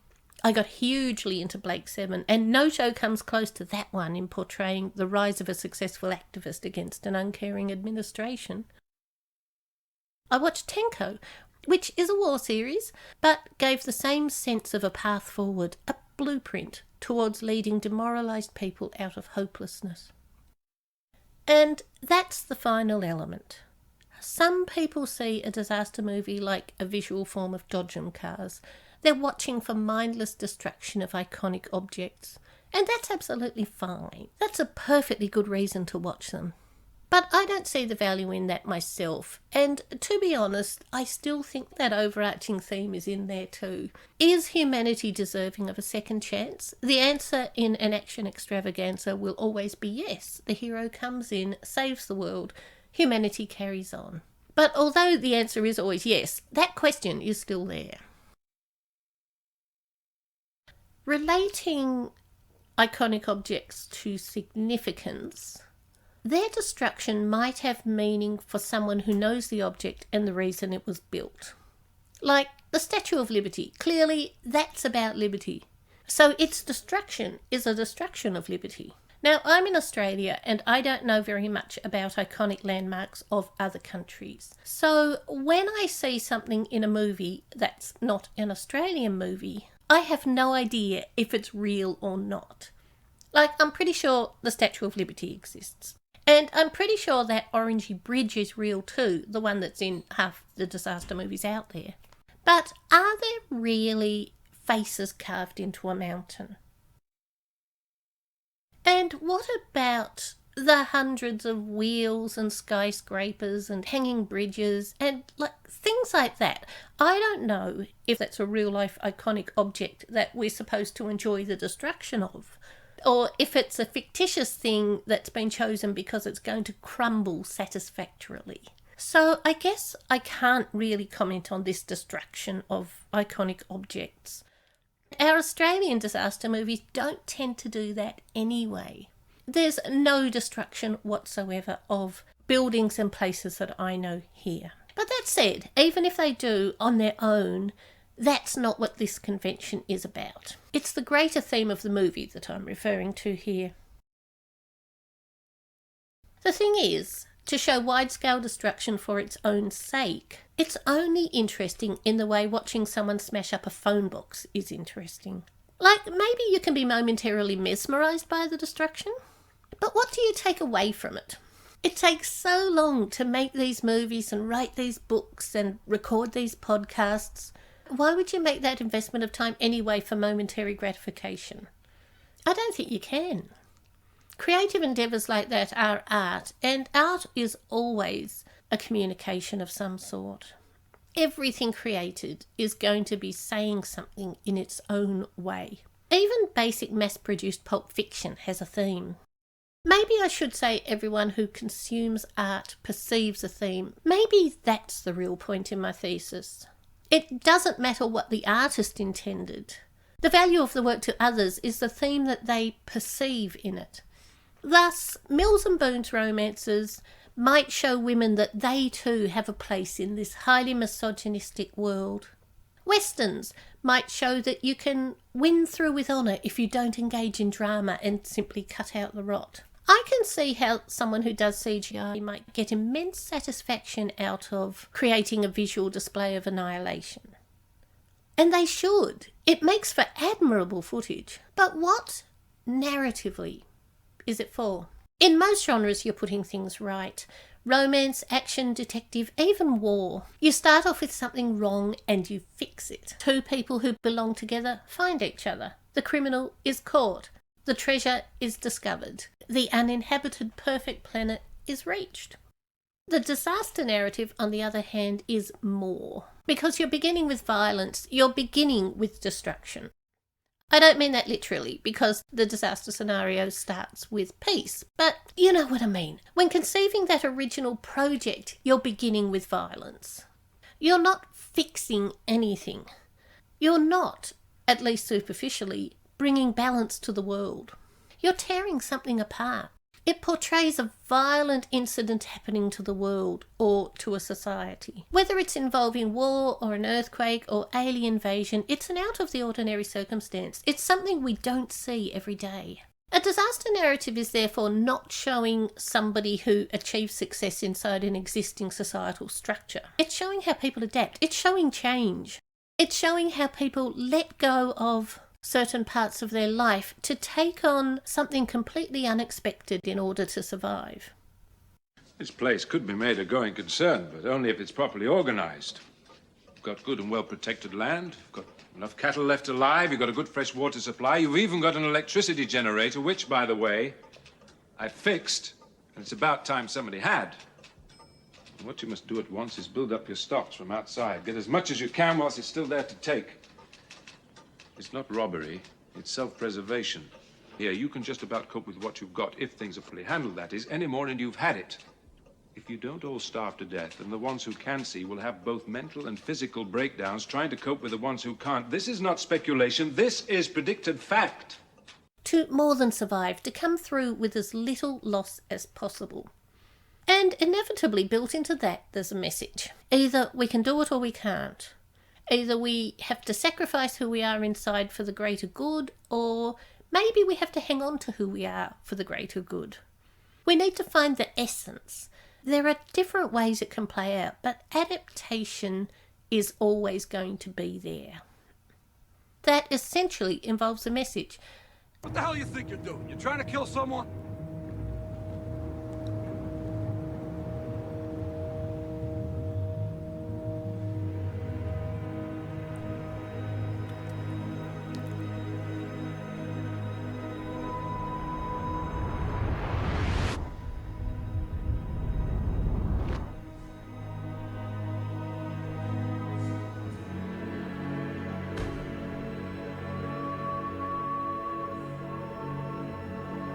What are you doing?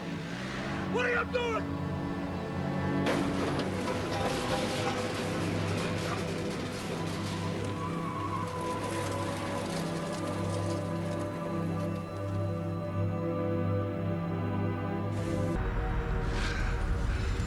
Oh, Jesus. Oh, Jesus. They didn't know. They didn't even know. Look at that. You didn't even tell them. That's one reason I think some of the modern disaster movies are not really disaster movies. I said earlier on that some of them include a wide-scale disaster simply to showcase the heroic exploits of a hero. Those narratives, I feel, are a bit of a trick. The United States government just asked us to save the world. Anybody want to say no? I think we're at a bit of a crossroads, whether we see that type of movie as the true disaster movie or whether we stick to the type that I'm describing with my conventions. Because I see the disaster narrative as something very grand. It's a big concept. The concept could be as simple as never give up, or as complex as lack of ideology as the root of all evil. Every disaster movie is its own hypothesis, a way that things could go. That's what I love about them. To repeat what Peggy Breton has just told us, we now have confirmation of our worst fears. London, England, has been hit by a nuclear warhead delivered by the Soviet SS-20 missile. This obviously... I'm sorry, folks. I don't know what to say right now. I think it's appropriate at this time that we have some silence, so that each of us can reflect on what has happened in our own way. Please don't leave your radios. I'll be back in a minute. To me, as I said earlier, the movie where you've got one hero or maybe two or three heroes that deal with a disaster on their own and the rest of the humanity just carries on with normal life. I honestly don't see that as a proper disaster movie. I accept that it can fit the category, but movies like Armageddon, like they've got a meteor. Earth is under threat, so it does kind of meet the conventions, but only just. Because in that movie, you've got the heroes and they go off-world. You've got a small cast out in space doing heroic things. It's purely coincidental that the stakes are the future of Earth. It might just be that I can't see the premise in that. And I don't know if I'm ready to argue that Armageddon is not a disaster movie. I think I am, but I know that's a big call. I won't go there. I've been radical enough with the ones that I have excluded here. But yes, that is my 11th convention. Humanity has to prove their ability to carry on, their capacity to make things better, their ability to recognise that they've taken the wrong path till now. Whatever it is, it means something big. That's my final convention. I feel like every disaster book, movie, radio play, or whatever is going to incorporate a sufficient number of these conventions. Not all of them. If one work had all of them, it would be the most tropey, superficial thing ever, but enough of them to make it count. Now, I do have a kind of Shadow 12th convention. This one I haven't put with the others because I don't think it truly belongs, but many, many people do. So I want to address it. Number 12. The narrative focus is the survival or otherwise of humanity, aka hope or despair.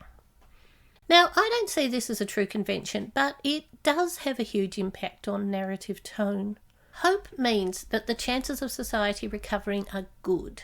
They might have reverted to 19th century living, perhaps, in that there's no electricity, all the roads are cut out, there's limited foodstuffs. But they'll claw their way up again. And this recovery may only take a few decades. The knowledge is intact, resources still exist. All the people pretty much still endorse the same method of governmental control and sorting out their differences. In many cases, if the disaster affected, for instance, a state, there will be outside help that can come in. It's definitely disrupted humanity in that this is a major, major thing, but it's not the end of everything. The sickness is here, in the city. They're making for the sea, and that's where you should go, to the sea or the country. If you stay here, you'll die too. No, you try and make your way to France. Look for your mum and dad there. Despair, on the other hand, means they're all dead.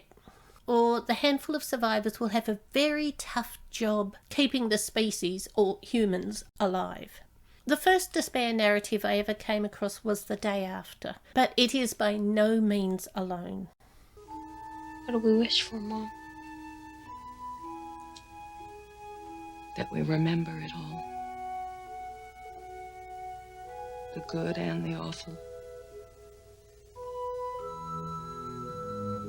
The way we finally lived. That we never gave up. There are also those movies that I've categorised as grey, because they are not clearly one thing or another. And chief among these is a movie that I think deserves special attention. The Japanese Fukatsu no Hi, or Day of Resurrection, edited in an act of cinematic vandalism into the movie Virus for the American audience. This movie touched my soul more than most. I was really surprised to see that it's rated 6.2 on IMDb. I feel like it deserves much more than that. It warrants some individual attention because it breaks the mould in many ways. It's a hard movie to classify. It's hard to fit it into any of my conventions. In my list, it fits 4 of the 5 disaster types. It's got a bit of everything, and it's set out to do something very different to movies that we see today. I initially colour-coded this movie as black because by the end, pretty much everyone has died and society has well and truly regressed to caveman status. Or almost caveman status. The survivors still have some skills among them, but whether they're able to put their skills to use remains uncertain at the end. But the thing is, even though this movie satisfies all my requirements for a despair movie, it isn't. That's actually the premise, the whole point of it. We might have lost all the civilization we ever had. Maybe that's gone for good. There's just a handful of humans left, and whether that's enough to restart society is debatable. But the movie tells you that's not the point. People are alive, and that's all you need. It's a movie of hope amidst all the tragedy. Family members dying, whole cities left empty and decimated. As long as there is a single spark of life in the world, there's still hope. The final line in this movie is "Life is wonderful," spoken by somebody who has endured more than any human in the world could be expected to endure. Life under any conditions is wonderful. I've made it grey, and I feel somewhat guilty about that, because this movie sets out to tell us, don't despair. Don't despair until it truly is all over. I'd go so far as saying the ultimate message is despair is the true enemy. There is still wonder, there is still magnificence, there is still a way to move forward as long as someone, something, somewhere is living and breathing. It's a marvellous film. I highly recommend it. There's a few pacing issues compared to modern styles, but we're talking 1980. It's a movie to take time over. And really, they pulled it together magnificently. While this is a major characteristic to a viewer, I don't see it as a true convention. It's interesting to note, and we get a different message from a despair film than from a hope one, but it doesn't, to me, impact whether the narrative fits the genre or not. Most times the viewer will be unsure until the end whether they're going to survive or not, but that also is not always the case. So this is not a convention, but it is an honourable mention. To conclude, without wanting this to sound heavy, the disaster movie to me is a reminder of human frailty and a pointer to what's real in human life. It has the potential to be the most uplifting and rewarding viewing experience out there. It also highlights how well we can handle trouble if we band together, which is something people in a rural town know so well. When I watch these movies, I like the way they unfold. I like to see characters in a peaceful modern world. I like the first hint of danger to go unnoticed or misunderstood. And then I like to see the machine of humanity sweep into competent motion to deal with the problem. This is something European and Asian movies do very well. They've generally got a functional government and an emergency plan and all the equipment. I really enjoy watching a handful of competent staff evacuate 1 million people over the course of a week. When this gets out, there's going to be panic on an unprecedented scale. We have less than 3 hours before the surge hits the barrier. How long can we keep the underground running? We'll have to clear the lines an hour before the water hits. But that only gives us 2 hours. Less. To clear the tunnels by 6:20, London Underground are going to have to start withdrawing services around 5 o'clock. Impossible. That's barely an hour from now. Rush hour will have already started. There's always going to be obstacles, otherwise you won't have a satisfying movie. But I love to see the effort get going. It's a shame so many movie people think emergency plan management is boring. It's so not. If they showed good emergency provision, I said right at the start that I'm good at filling in the gaps. This is one gap that is particularly hard to fill in if you haven't seen any of it on screen. Like, what does the main character know? Half the time, I look at a movie and think, you kind of brought this on yourself. You could have been more prepared. Like, if it's a hot windy day, why aren't you tuning into radio broadcasts just to see what's happening in your area? Anyway, I won't go into that. I find it so easy to rant. But it would give viewers another dimension. It would give us an idea of what the administration are attempting. Because it's not that they want to force people to stay in the path of danger.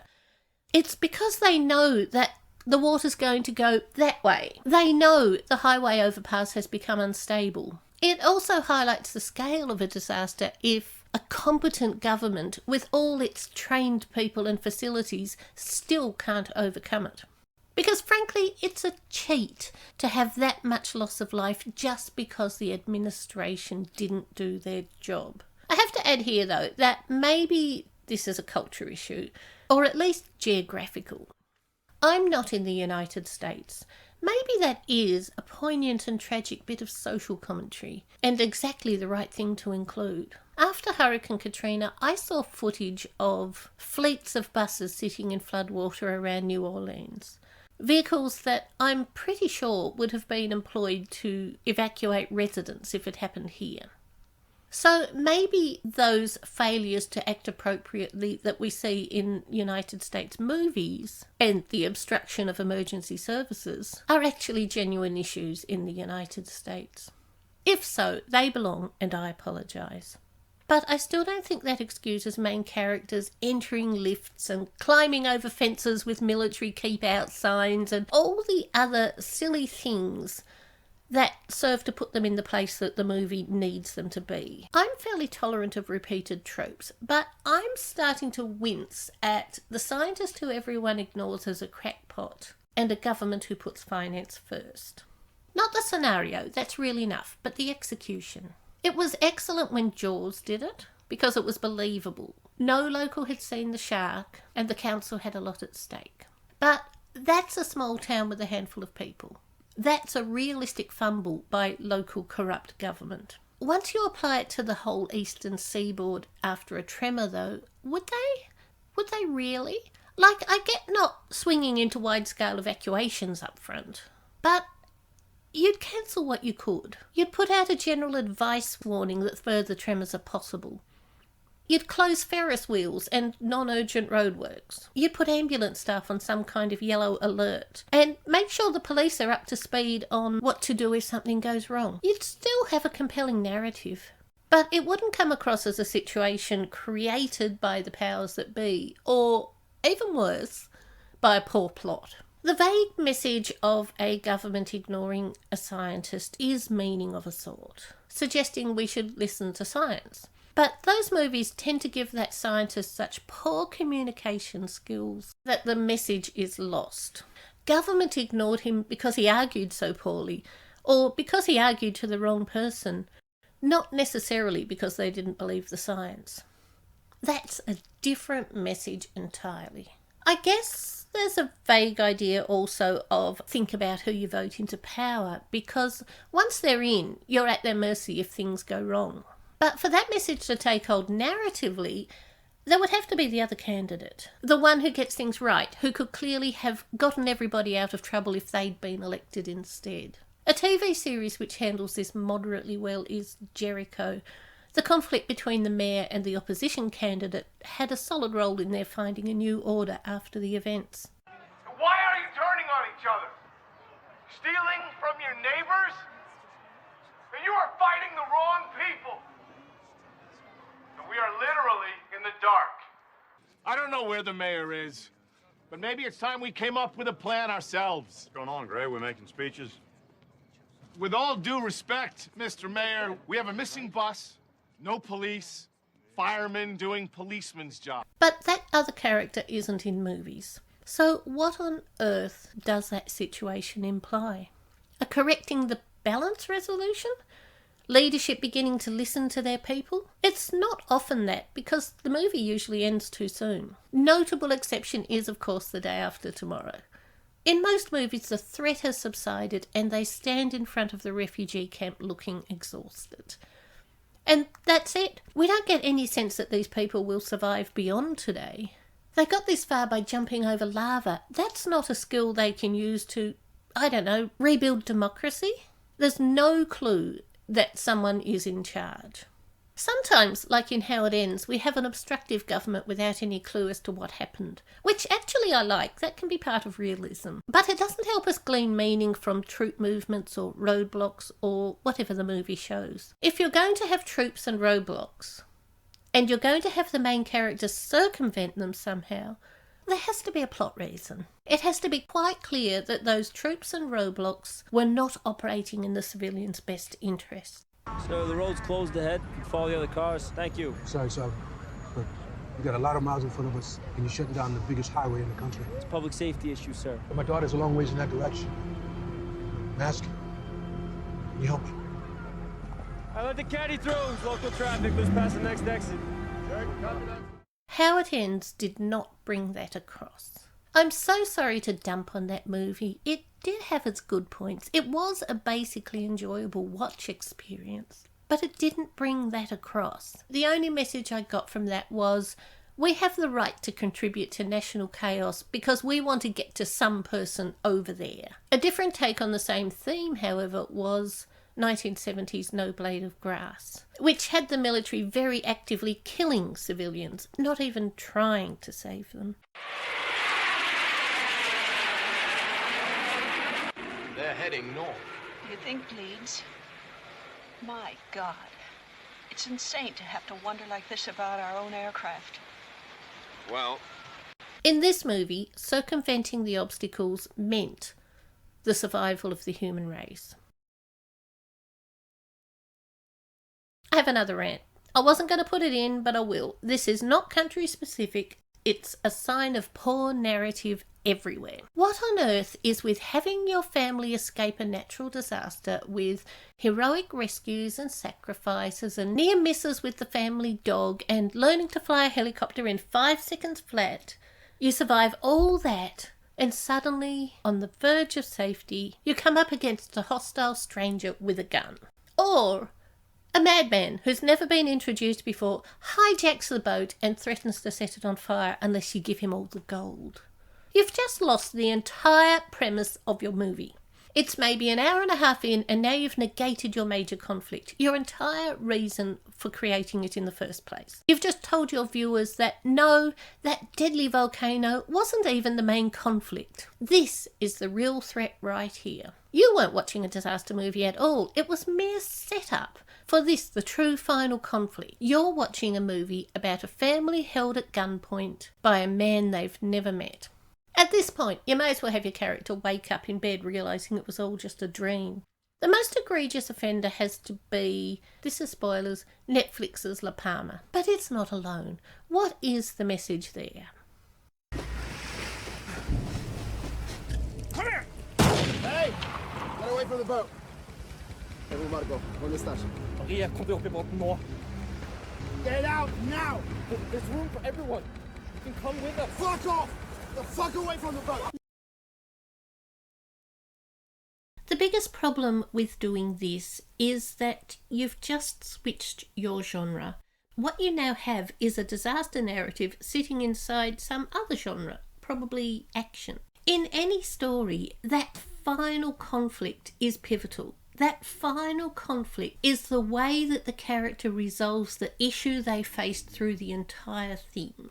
So if the issue they faced through the entire thing was a disaster, a volcano, or a nuclear holocaust, it doesn't matter how many random gunmen you put into it. That main conflict is still left to resolve. That is the only conflict that can be resolved at this point. There's kind of a feel to a story that happens. You build up. In the early half, you're gaining information about the problem, you're trying things, they're not working, you're being deflected, you're coming back on track. This now is the pivotal, big, final, exciting moment, and everybody is cued in to see how you're going to resolve your personal issues and therefore leave your head free to survive the disaster we've lived alongside for the last hour and a half. That's the issue with this kind of incident late in the movie. I've gone on way too long about this, but I've seen it so much and it's such a simple thing that I don't understand how people can get this wrong.